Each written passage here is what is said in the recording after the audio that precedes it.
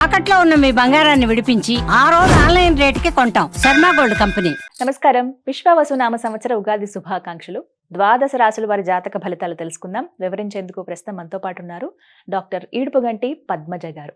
వారు జ్యోతిష్య వాస్తు శాస్త్రంలో పట్టభద్రులు. ఇది కూడా తొలి మహిళ అని చెప్పుకోవాలండి. సాధారణంగా పురుషులనే మనం చూస్తూ ఉంటాం.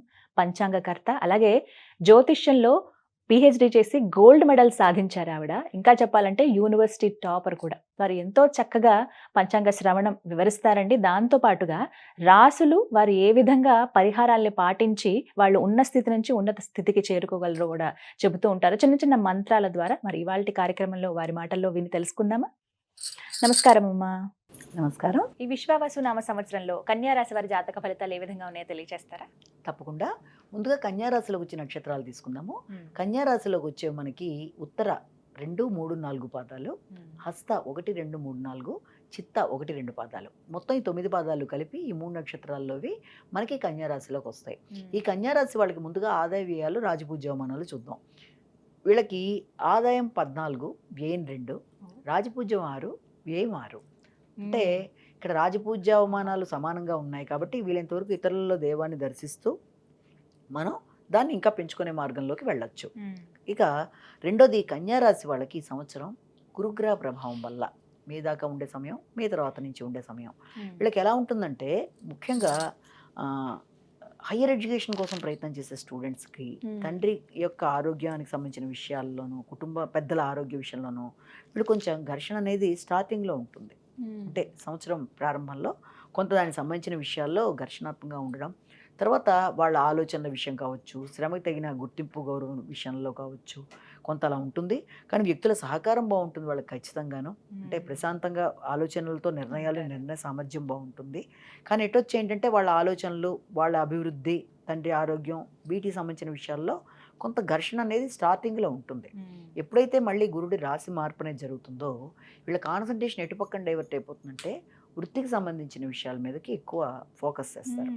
ఆ వృత్తికి సంబంధించిన విషయాల్లో కూడా ముఖ్యంగా వీళ్ళు అటు పక్కన గృహానికి సంబంధించి, జీవిత భాగస్వామికి సంబంధించి, తర్వాత వృత్తికి సంబంధించి ఈ 3 విషయాల్లోనూ ఎక్కువ వీళ్ళకి ఆలోచనలు తిరుగుతూ ఉంటాయి. అంటే గృహ వాహనాలు ఎలాగ మనం అభివృద్ధి చేసుకోవాలి, లేకపోతే కుటుంబ వ్యవహారాలు, తర్వాత జీవిత భాగస్వామి, ఈ రెండిటి విషయాలతో పాటుగా తన వృత్తి, వీటి విషయాల్లో కొంత అస్వతంత్రత అనేది ఏర్పడడం అనేది, అంటే గృహానికి సంబంధించిన విషయాల్లో కొంత ఘర్షణ అనేది వీళ్ళకి ఏర్పడుతుంది ఈ యొక్క గురుగ్రహ మార్పు వల్ల.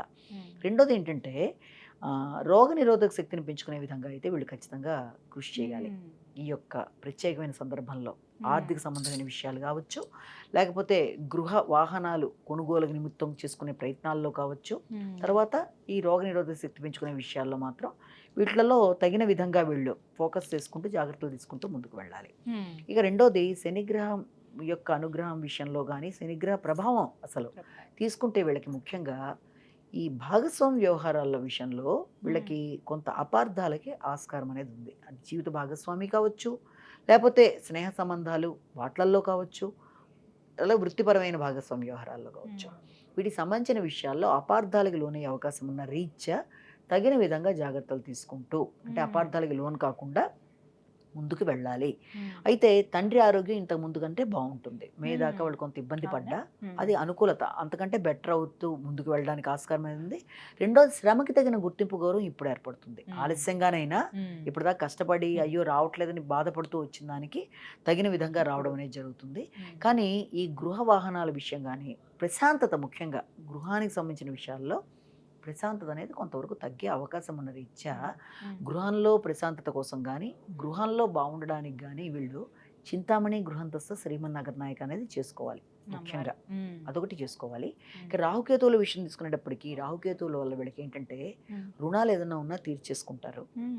అలాగే ఇతరుల మీద పరాక్రమంగా నిర్ణయాలు తీసుకుని ఆలోచనలన్నీ చాలా చక్కగా తీసుకుంటూ, ఎలా చేస్తే ఏ విషయాన్ని సాధిస్తామని ఒక ప్రణాళికలు వేసుకుంటూ, అంటే విజయాలు సాధించే విధంగా చాలా గట్టి నిర్ణయాలు తీసుకుంటూ సామర్థ్యాన్ని పెంచుకుంటూ ముందుకెళ్లే శక్తి వస్తుంది వీళ్ళకి మే నుంచి. అదే టైంలో తండ్రి యొక్క ఆరోగ్యం ఫోకసింగ్ కూడా బాగుంటుంది. అదే టైంలో వీళ్ళకి ఆర్థికపరమైన విషయాల కన్నా కూడా శ్రమకి తగిన గుర్తింపు గౌరవం ఏర్పడుతుంది.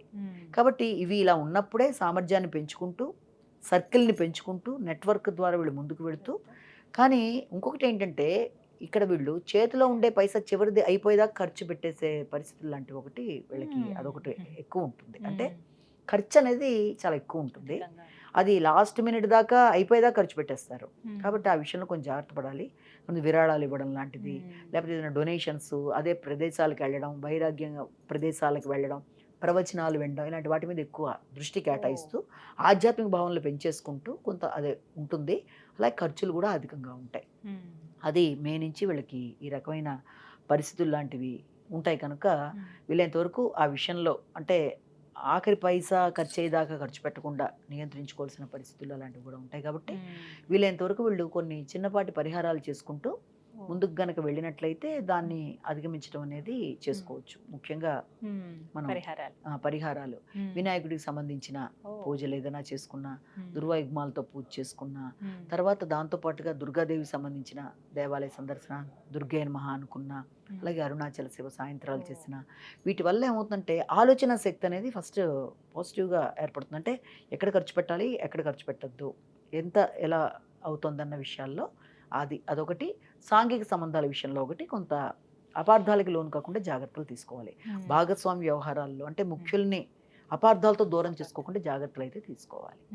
చిన్న చిన్న పరిహారాలే ఇవన్నీ, ఇవి చేస్తే సరిపోతుంది. చక్కగా వివరించారని ధన్యవాదాలు.